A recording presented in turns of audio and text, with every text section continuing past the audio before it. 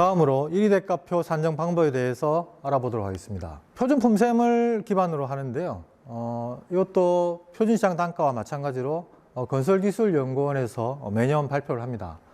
뭐 공통 부분, 토목, 건축, 기계가 발표가 됩니다. 뭐 전기 같은 경우도 별도의 품셈이 있고요. 그래서 뭐 항상 적용 기준이나 적용 범위, 적용 방법 이런 부분들은 기본적으로 이렇게 좀 확인을 하셔야 됩니다. 왜냐하면 세부 공종별 품에서 또 별도로 정하고 있지만 일반적인 기준들을 여기서 따로 정하고 있는 경우도 꽤 있습니다. 그래서 이런 것들 한번 읽어보시고 확인하시는 게 좋습니다. 그리고 세부적인 내용은 뒤에서 설명을 드리겠습니다. 지금 사진에서 콘크리트를 타설하고 있습니다. 펌프카를 이용해서 하고 있는 거고요. 뭐 이렇게 굴삭기를 이용해서 레미콘을 타설하기도 합니다. 그래서 오늘 살펴볼 것은 이 장비를 이용한 콘크리트 타설일 경우에 1위 대가를 산정하는 방법에 대해서 좀 알아보도록 하겠습니다. 보시면 지금 인력 운반이 있고 뭐 장비 타설 뭐 이런 형태로 구성이 되어 있습니다. 우리는 이제 장비로 할 것이기 때문에 이 장비 타설 부분을 인용하면 될 것 같고, 이것이 묵은 구조물이냐 철근이냐 또는 소형이냐에 따라서 공수가 조금씩 틀리게 산정이 되어 있습니다. 요거는 건설기술연구원에서 뭐 시장조사라든지 현장조사 이런 걸 통해서 조금씩 산정을 하게 되는데 약간씩 개정되기도 합니다. 그리고 뭐 비고란이라든지 뭐 주에 표시되어 있는 이 부분들이 표준시장 단가와 마찬가지로 명확하게 일치할 때만 적용을 하셔야 되는 그런 사항입니다. 이제 이런 것들을 통해서 이제 1위 대가표라는 거를 우리가 만들게 되는데요. 실제 지금 요거는 보면 레미콘 타설 명칭으로 들어가고 규격이 장비 사용 타설 묵은 구조물로 되어 있습니다. 실제 이게 뭐 철근 구조물일 경우에는 철근 구조물로 만들면 되시겠죠. 그래서 여기 지금 콘크리트공, 보통인부, 굴삭기 그냥 그대로 가져오시면 됩니다. 여기에 보면 레미콘은 별산이라고 좀 빼놨습니다. 실제 어떤 공정에 들어가는 자재비도 같이 반영할 수 있는데 실제 레미콘 같은 경우는 광급자재로 많이 발주가 됩니다. 그래서 뭐 자재비를 뺀 것 같고요. 가급적이면 자재는 같이 단가 안으로 넣지 않는 게 좋습니다. 뭐 넣는다고 해서 큰 문제가 되지는 않긴 하지만 이 자재 같은 경우는 할증이 보통 붙죠. 그래서 할증 부분에 대한 산정이 모호할 수 있습니다. 그리고 대가 안에 넣어서 할증까지 반영하게 되면 이 할증 비율이 너무 커지는 상황도 발생을 하고요. 그래서 실제로는 자재비는 빼고 자재비는 별도로 사급자재나 또는 광급자재 넣는 것이 좋고 공수만 넣으면 됩니다. 인력이나 장비. 그래서 보통인부 콘크리트 공원에 딱 들어갔는데 지금 굴삭기 같은 경우는 지금 약간 형태가 틀린 걸 알 수 있습니다. 뭐 유압식 백호나 뭐 굴삭기나 같은 의미이기 때문에 명칭 부분은 크게 문제가 없지만 규격 부분은 품셈상에는 0.6에서 0.8루베로 되어 있습니다. 그런데 대가표상에는 굴삭기에서 무한계도 0.7로 되어 있습니다. 지금 표준 품셈에서는 0.6에서 0.8이기 때문에 이 안에서는 다 사용해도 이 정도의 시간당 공수만 들어가면 된다라는 개념이기 때문에 문제가 없고요. 무한궤도라고 표현되어 있는 부분은 의미가 있습니다. 이게 무한궤도냐 타이어냐에 따라서 기계 선료가 조금씩 차이가 나기 때문에 이건 좀 뒤에서 다시 설명을 드리겠습니다. 어쨌든 이 공수만 그대로 입력을 하게 되면 이 단가만 이제 기재를 하시면 1위 대가표는 끝나는 겁니다. 굉장히 간단하고 단순합니다. 단가 부분을 좀 살펴보도록 하겠습니다. 먼저 보통인부와 콘크리트공의 단가인데요. 이거는 시중에 1년에 2번 이것도 발표가 됩니다. 대한건설협회에서 조사를 해서 발표를 하게 되기 때문에 뭐 인터넷에서 검색하면 금방 나오게 됩니다. 보시면 뭐 직종별 노임 단가라고 해서 보통인부 콘크리트공이 나와 있습니다. 뭐 1월, 9월 2번이 있죠. 이게 1년에 2번 발표가 되어 있기 때문에 그렇습니다. 그러면 이 앞에 나와 있는 내역은 1월 달 거를 기준으로 해서 상반기에 설계를 한 모양입니다. 그래서 상반기 노임 단가가 반영이 되어 있습니다. 그대로 그냥 기재해 주시면 끝나는 겁니다. 그리고 이제 유압식 백호가 있는데요. 유압식 백호, 그러니까 건설기에는 약간 좀 복잡합니다. 단위는 시간으로 되어 있는 걸 확인하실 수 있습니다. 그러니까 이 레미콘 타설 1룹에 그러니까 1세제곱미터를 타설하는 데에 보통 인부와 콘크리트 공이 0.06인, 0.2인이 들어가고 굴삭기는 0.09시간이 필요하다라는 의미입니다. 실제 이건 품셈에서 자기네들이 뭐 표준화시켜서 산정을 했겠죠. 그러면 이 유압식 백호 무한궤도 굴삭기를 어떻게 하는지는 별도로 만들어야 됩니다. 1위 대가 형태로 해서 만들어서 이거를 인용화해서 가게 되는 형태가 되겠죠. 유압식 백호를 보시면 여기 보면 뭐 굴삭기 무한궤도 뭐 0.2085 천원이라고 되어 있고요. 뭐 기계 운전사, 뭐 경유 작품이 있습니다. 요것도 어딘가에 있겠죠. 보시면 운전경비 산정이라는 항목이 있습니다. 표준 품셈에 마찬가지로 있습니다. 8-4라고 되어 있는데 8장이라는 앞에 있는 8은 8장이라는 의미입니다. 1, 2, 3, 4, 5, 6, 7, 8. 8장이 건설기계와 관련된 장이 되겠습니다. 거기에 보시면 토공기계에 맨 밑에 보면 굴삭기가 있고 무한궤도가 있고 규격 0.7, 주연료 얼마, 뭐 잡재료 얼마라고 되어 있습니다. 이것도 마찬가지로 그대로 가져오시면 됩니다. 그러면 0.7 규격의 주연료가 11.6 경유가 되겠죠. 그 다음에 잡재료가 22%입니다. 주연료의 22%도 되고 조정원은 1명입니다. 그러니까 건설기계 운전사 1명이 들어가게 됩니다. 이렇게만 하시면 이것도 끝납니다. 그러면 맨 위에 있는 이것만 정리를 하면 되겠죠. 이것도 마찬가지로 기계 솔료 부분에 있는 굴삭기 무한궤도를 찾아서 들어가시면 됩니다. 만약에 굴삭기 타이어일 경우에는 그 타이어 부분을 찾아서 기재를 해주시면 됩니다. 여기 보시면 솔료 같은 경우는 2085라고 되어 있습니다. 이게 근데 단위가 10-7승이기 때문에 0.2085가 됩니다. 이렇게 하면 일단은 끝나게 됩니다. 그러면 이제 앞서와 마찬가지로 단가 부분만 정리를 하면 되는데요. 지금 뭐 기계 운전사 같은 경우는 아까 시중 노임 단가에서 기계 운전사 경비만 가져오면 되고요. 경유나 뭐 작품도 마찬가지입니다. 가져오면 됩니다. 굴삭기 같은 경우 지금 단가가 12만 원 정도 되네요. 이게 이제 어떤 기계 솔료의 개념이 되겠죠. 요거를 산정하는 방법은 아까 노임 단가도 대한건설협회에서 발표를 한다고 했는데 요 내용들이 여기서 대한건설협회 자료실에 들어가면 요런 내용들을 확인할 수 있습니다. 위에 건설 임금이라고 되어 있죠. 여기 들어가면 시중 노임 단가가 되어 있고요. 건설 기계 경비도 이렇게 올려놨습니다. 요 내용을 보시면 아까 마찬가지로 규격, 굴삭기 무한궤도 규격의 0.7을 보시면 아까 시간당 손료 나오고 건설기계 나오고 쭉 다 나옵니다. 아까 잡재료비 같은 경우 뭐 22% 나와 있고요. 주연료도 나와 있습니다. 시간상수료도 나와 있습니다. 요걸 그대로 적용을 하시면 끝납니다. 그렇게 하면 이제 유압식 백호의 단가가 완료가 되고 마찬가지로 레미콘 타설이 이제 끝나게 됩니다. 그럼 요 하나의 단가가 다 만들어져서 이 총 합계 금액, 그 다음에 노무비, 재료비, 경비를 내역상에 그대로 반영해 주시면 이 레미콘이란 타설이란 요 품이 하나가 만들어지게 되고 그렇게 나중에 이제 그 물량에 따라서 금액을 산정해서 반영하시면 됩니다.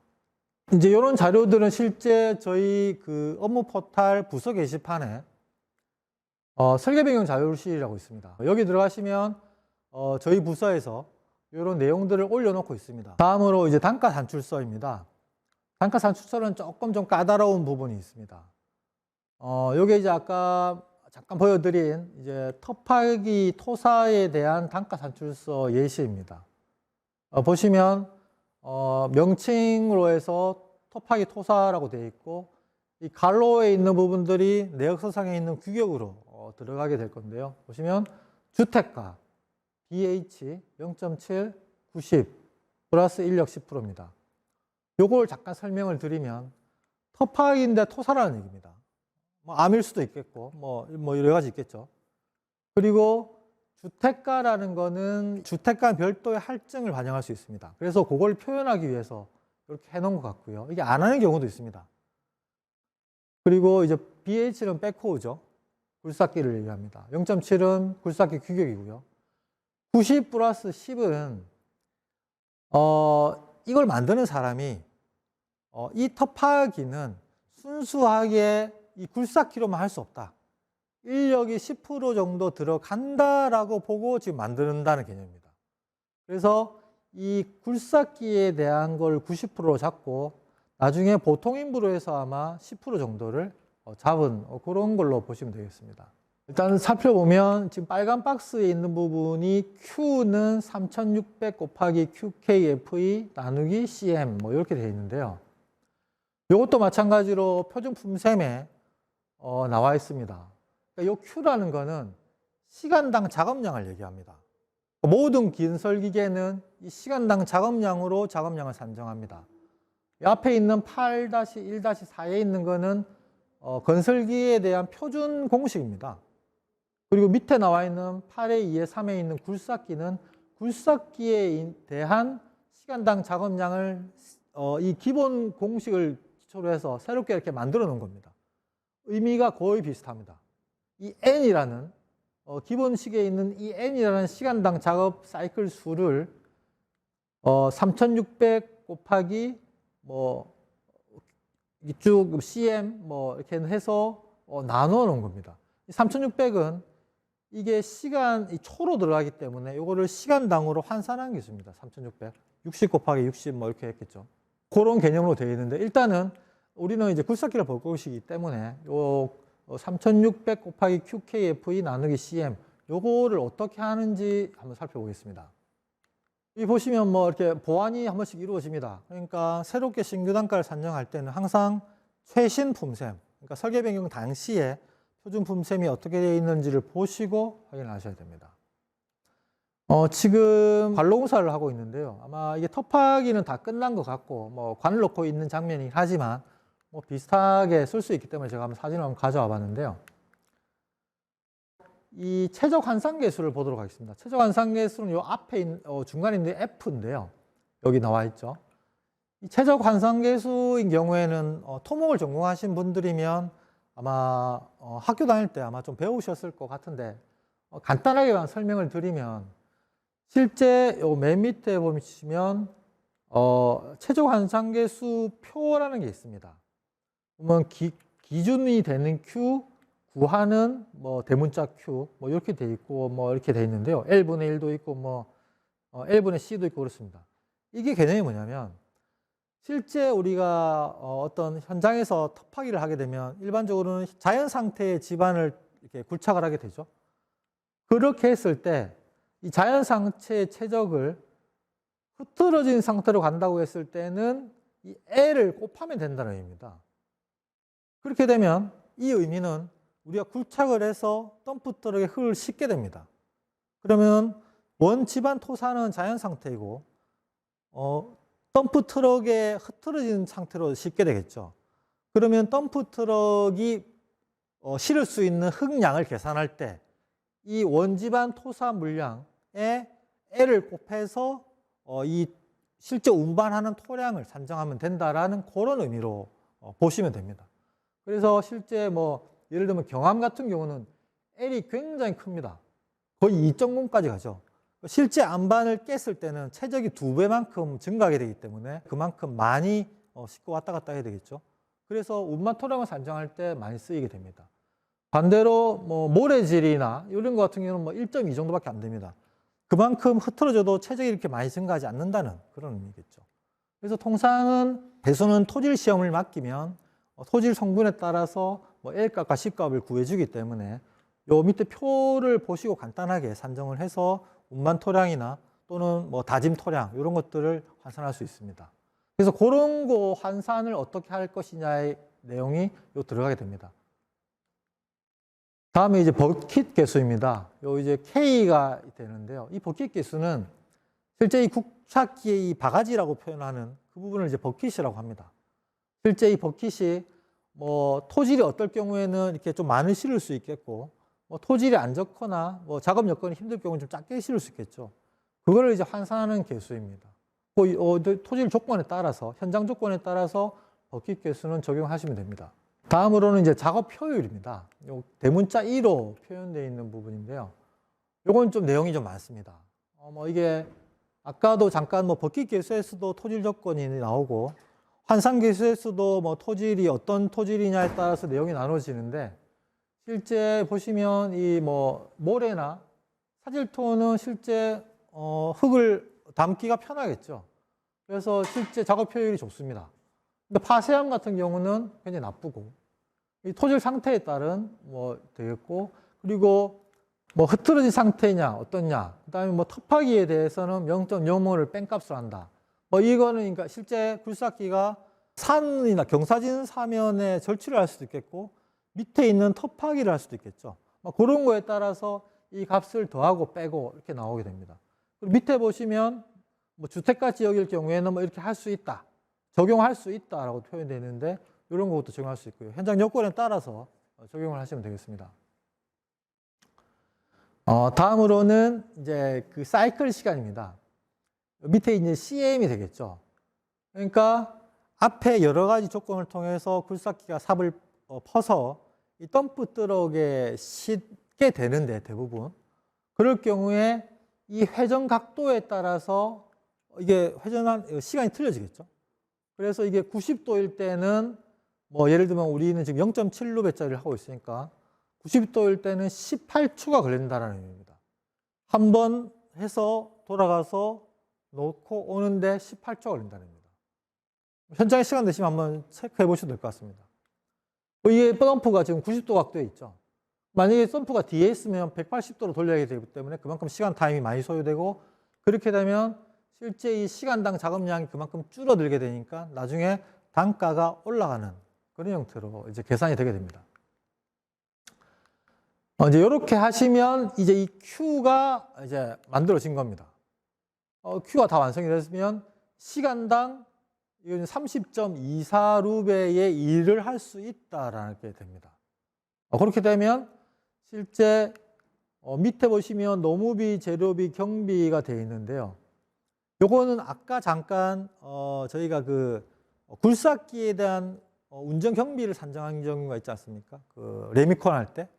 그 단가를 그대로 가져오게 됩니다. 그래서 굴삭기 0.7의 무한궤도에 아까 산정을 했는데요. 이 굴삭기도 무한궤도라고 간정을 한다면 그대로 가져오면 됩니다. 물론 뭐 규격이 좀 바뀌거나 하면 그 기계에 대한 운전 경비를 다시 산정하셔야 되고요. 그래서 그 금액은 그대로 가져오고요. 여기서 산정한 Q값 30.24가 나누어지게 됩니다. Q를 나누게 되죠. 그리고 0.9를 곱합니다. 이 0.9는 아까 기계가 90% 정도 일을 한다고 봤기 때문에 0.9를 곱합니다.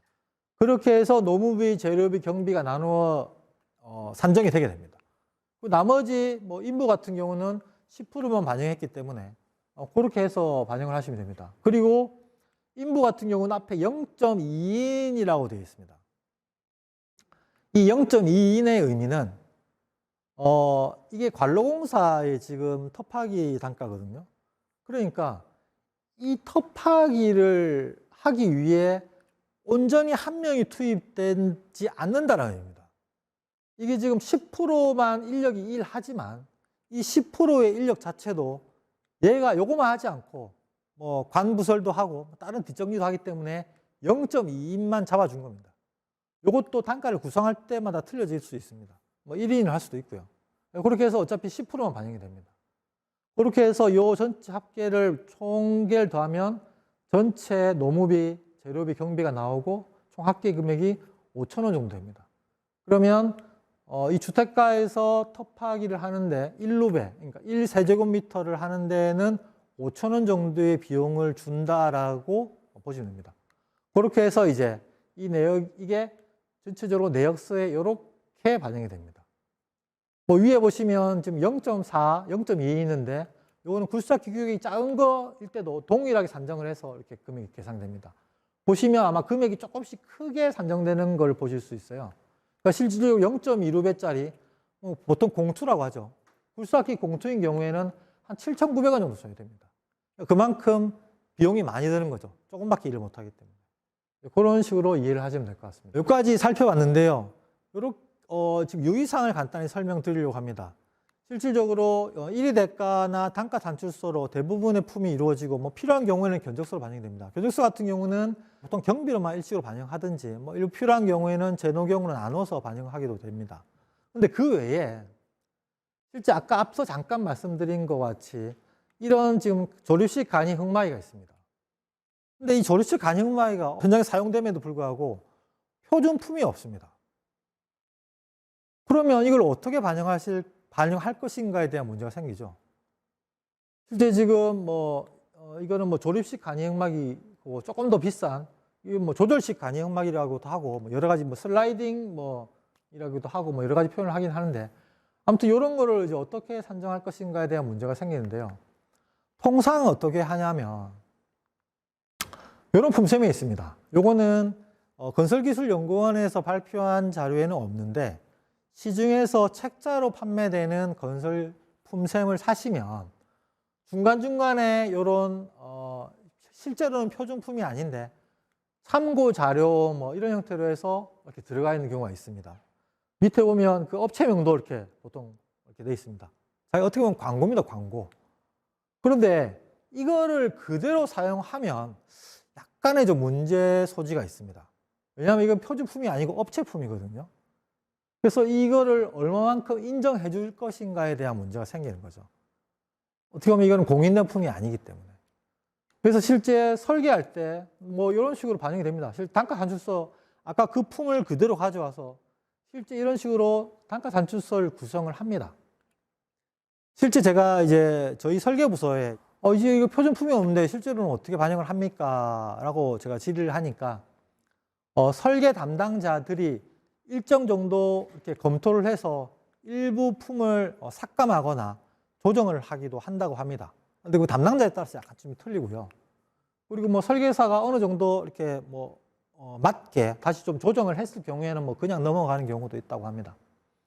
보시면 흑마기 조립바퀴 맨 처음에 이제 가져와서 받겠죠. 실제로는 땅을 다 파놓고 우리는 보통 끼우는 경우도 많긴 하지만 실제 품은 이거를 조금씩 흙을 파면서 받고 이제 터파기 하고 조금씩 받고 이렇게 하는 형태로 원래 하는 게 맞습니다. 왜냐하면 이제 토사가 붕괴될 경우에 3인이 붕괴될 수가 있기 때문에 이제 그런 형태로 해서 이렇게 합니다. 조금 이제 시간이 되면 한번 이렇게 현장에 있는 이 조립식 간이흑마기 공의 품이 어떻게 되는지 한번 따져볼 필요가 있습니다. 제가 한번 예전에 따져봤는데요. 굉장히 과도하게 들어가 있습니다. 품이. 요거만 봤을 때는. 물론 여기에 좀 빠진 내역이 있을 수도 있는데 요건 한번 시간 나실 때 한번 살펴보시면 좋을 것 같습니다. 그래서 공기도 산정하고 여러 가지 있는데 아무튼 약간 좀 실제 표준품셈에 있는 품을 그대로 반영했을 때는 좀 과도하게 산정이 된다. 그래서 현장에서 좀 검토를 해서 일부 조정하거나 또는 추가하거나 할 필요가 있다라는 말씀을 좀 드립니다.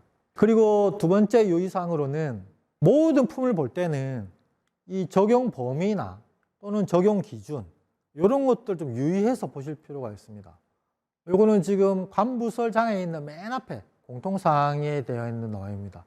요 뒤로 가면 이제 PVC관 접합 및 부설, PE관 접합 및 부설이 쭉 나오는데 혹시나 이제 관부설 쪽에 만약에 하시게 되면 이런 것도 좀 유의하게 보실 필요가 있습니다.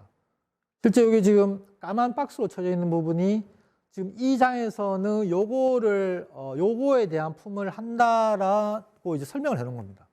나머지 부분들은 각각의 공중에서 따로 보셔야 된다는 걸 이렇게 설명을 해 놓은 거고요. 제가 이제 빨간 박스로 쳐져 있는 터파기 부분은 제가 지금 설명을 좀 드릴 필요가 있어서 가져와 봤습니다. 보시면 터파기 부분은 8의 5 굴삭기 효율을 참조해라 라고 되어 있는 부분이 있는데 실제 지금 관부설의 지금 적용 기준에도 보시면 요 내용이 나와 있습니다. 아까 빨간 박스로 되어 있는 부분. 그래서 주택가 등 번화가에서 연속 작업이 불가능한 관부설 터파기 공사는 굴삭기에 있는 공통 부분 굴삭기에 있는 작업 효율의 주 7을 적용한다라고 되어 있습니다. 이게 18년도에 신설이 됐어요. 그러니까 예전에는 이 적용한 요 내용이 없었습니다. 그리고 밑에 보시면 이러이러한 경우에는 50%까지 감안해 적용한다. 그러니까 우리가 도심지에서 적용할 때는 이 지금 뒤에 이 관부설 이 6장에서 나와 있는 관부설 품을 그대로 적용해도 되지만 이런 택지나 뭐 지작물이 전혀 없고 간섭되는 것도 전혀 없을 경우에는 관부설과 접합공사 이런 부분에는 50%를 무조건 감해라는 얘기입니다. 그런 것들도 좀 유의를 하셔야 되고요. 이 지금 일단 이 터파기 부분 조금 더 살펴보도록 하겠습니다. 통상 아까 얘기한 부분 이런 경우가 되겠죠. 이 주변에 주택가도 많고 뭐 차량도 통제해야 되고 지작물도 굉장히 많습니다. 이런 경우에 한해서 아마 적용을 해야 될 건데요. 이게 지금 굴삭기 부분에 있는 토공입니다. 아까 터파기 단가 사출소할 때 잠깐 보고가 지나갔던 부분인데 보시면 실질적으로 아까 그 강제 규정이 없으면 일반적인 경우에는 뭐 모래의 경우에 0.7을 적용하게 되고 여기서 터파기이기 때문에 여기서 0.05를 뺍니다. 그러면 실질적으로 터파기 작업 효율을 0.65로 적용하게 되죠. 실제 현장에 계신 효율을 한번 찾아보실 필요도 있을 겁니다. 그런데 이 7이 여기에 있습니다. 7. 뭐 밑에 지작물일 경우에는 현장에 들어온 경우에는 별도의 작업 효율을 정할 수 있다라고 규정하고 있고 주택가인 경우에는 이렇게 할 수 있다고 되어 있습니다. 원래 이 규정은 있었어요. 그런데 아까 관부설 쪽에서 이거를 무조건 한다라고 이제 강제로 바뀌었기 때문에 이제는 18년도 이후에는 무조건 0.3, 0.26 뭐 이런 걸 적용합니다. 아까 0.65라고 했지 않습니까? 터파기 일반적인 경우에 0.3이면 거의 2배 가까이가 2배가 넘습니다. 이 효율 자체가. 그래서 이걸 하면 실제 단가도 꽤 많이 올라가는 그런 상황이 됩니다. 그래서 최근에는 이렇게 작업 효율 적용하고 있고 설계 때 이제 설계사들이 가끔씩 옛날 규정을 적용하게 되는 경우도 있는데 뭐 설계 담당자가 조정할 때도 있고 설계 쪽도 저희 쪽에서 품질정보 쪽에서 이제 검토를 할 때 이런 것들도 항상 보고 적정한 단가가 반영되도록 그렇게 좀 정리를 하고 있는 그런 상황입니다. 물론 이 부분이 만약에 18년도 이후에 적용된 부분이긴 한데 설계가 그 이후에 적용했음에도 불구하고 현장에 내가 단가 산출서 설계 때 만든 단가 산출서 보니까 0.3이 적용 안 돼 있다. 0.65가 적용돼 있더라. 그렇게 하면 만약에 이걸 설계 변경할 수 있느냐? 계약금액 조정할 수 있느냐의 문제가 생기지 않습니까? 그런데 안 될 경우가 많습니다. 왜냐하면 지금 앞서 제가 아까 예시를 들은 부분에 기억하실지 모르겠지만 규격 부분에 그 주택가라고 이렇게 하나 적혀 있었습니다. 그 의미가 뭐냐면 이 주택가 할증을 적용했다는 의미입니다. 그런데 주택가라고 특별히 아주 친절하게 적용되지 않는 경우가 대부분입니다. 그리고 이 단가 살출서나 1위 대가는 그냥 참고 자료일 뿐이기 때문에 이게 설계로서 인정받을 수가 없습니다. 거의. 그래서 만약에 이게 좀 잘못됐다 하더라도 적용하기는 굉장히 제한적으로 할 수밖에 없다라는 그런 말씀을 드립니다. 오늘 그 설계 변경의 개념, 공사비 내역의 구성, 신규 단가 산정에 대해서 알아봤습니다. 감사합니다.